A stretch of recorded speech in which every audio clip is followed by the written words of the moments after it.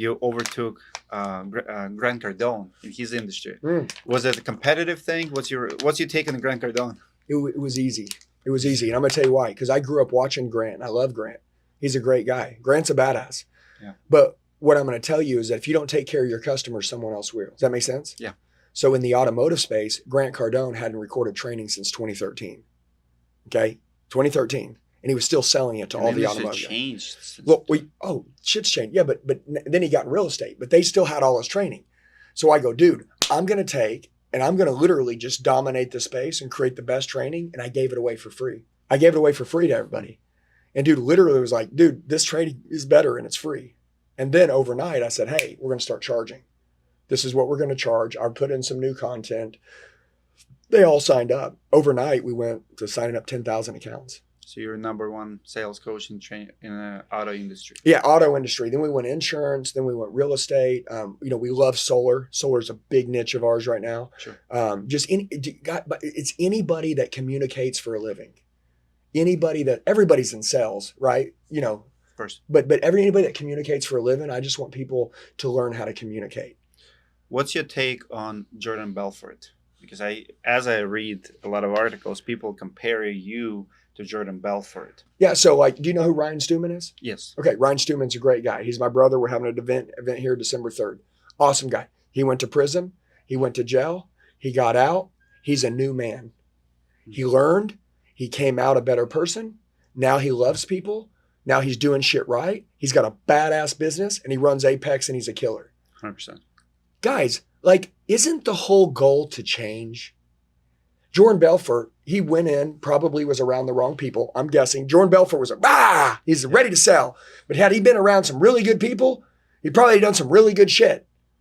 He probably wasn't around some really good people. Probably had a couple bad buddies. So he did some bad stuff. Listen, every time in my life that I end up doing something bad, which I've done a lot of bad shit, I was always in the proximity of bad people. So if you took anything out of this whole entire interview, whoever you surround yourself with is whoever you're going to become. I don't give a shit what you say. I'm strong enough. No, you're not. You go and hang out in a titty bar every day, you're going to end up doing something you don't want to do, even if you don't like titty bars. Just don't go in places that you shouldn't be and don't hang around people you shouldn't be around. And I bet you Jordan Belfort hung around the wrong people. And guess what? He was really good at what he did. But the reason people put him as an example because he was the leader. He led the team. He was the mastermind. Yeah. So if you look at the way I lead people, right? If you're telling me that out carrying the competition, showing people love, just like the way we've treated you since you've been here. If you talk about being fired up and all that stuff, maybe Well, what I love about you is you have a lot of very, very bad publicity, but you're still growing and trending. And I love how open you are. I mean, I've read, you have, court documents with your interviews.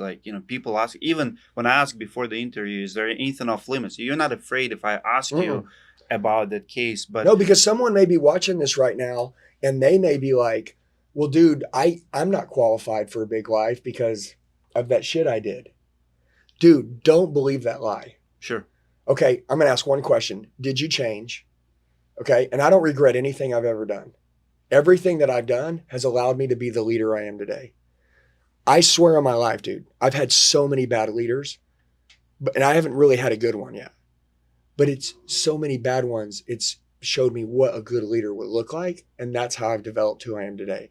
And I'm telling you, dude, leaders make more leaders. All my team, they're all the leaders now. Who do you listen? Who do you follow? I know you've been at Patrick Bet-David conference, speak to him. What kind of content you consume? Yeah, so I love Patrick Bet-David. I love there's a pastor, his name's Pastor Craig Groeschel. He runs Life Church. Okay. I love listening to his content. I like Alex Hormozi. He's real logical. He's a real logical guy, right? So I like that. You know what I mean? It's kind of, I'm real hype and wiry, but he's not wiry and hype, but he's real logical. I like that. He's a fitness guy. It's a different type of hype.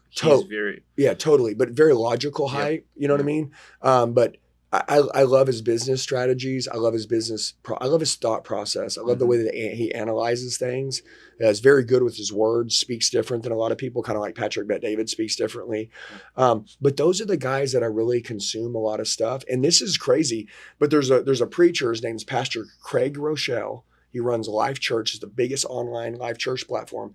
He has the best leadership training I've ever heard in my life, and he gives it away for free.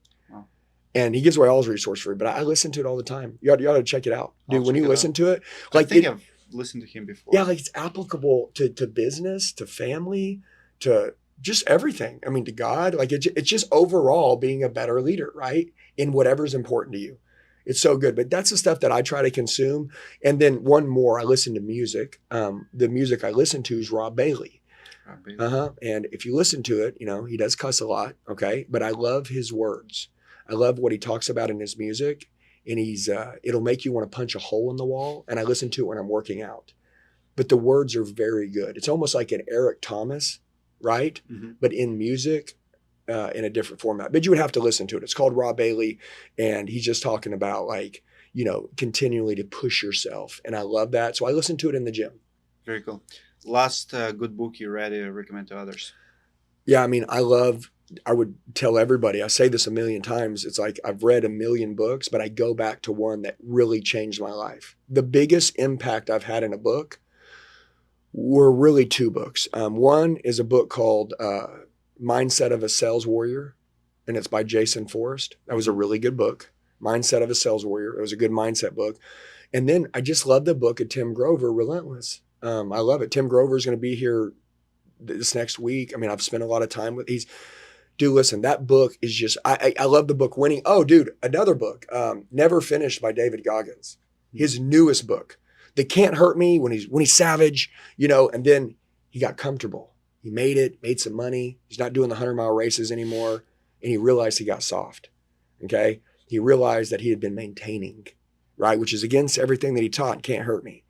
So he wrote a book, Never Finished. And he went back, ran a 100-mile race, didn't finish great, got his ass kicked, ran off track, got embarrassed, but went back and did it and finished. And 100 miles is a lot. Yeah. But these guys run 100-mile races. They run 200-mile races. They run Death Valley races. No, me neither, man. But I want to tell you that, but Never Finished by David Goggins, listen to it on Audible. I've listened to it probably 25 times on speed 0.1.5, and I just let it run quick. And there's so much good stuff in there. Dude, it will piss you off. On a plane in the back yeah. Never Finished. And put it on 1.5. Yeah, when you're listening to it, dude. I'm telling you, dude. I do all my books speed up. I can't. It's too slow for me. Yeah. My Me too. brain processes faster. Yeah. So 1.5, 11 hours is what it'll take you to finish it. I've done it about 20 times. Wow. Really good book.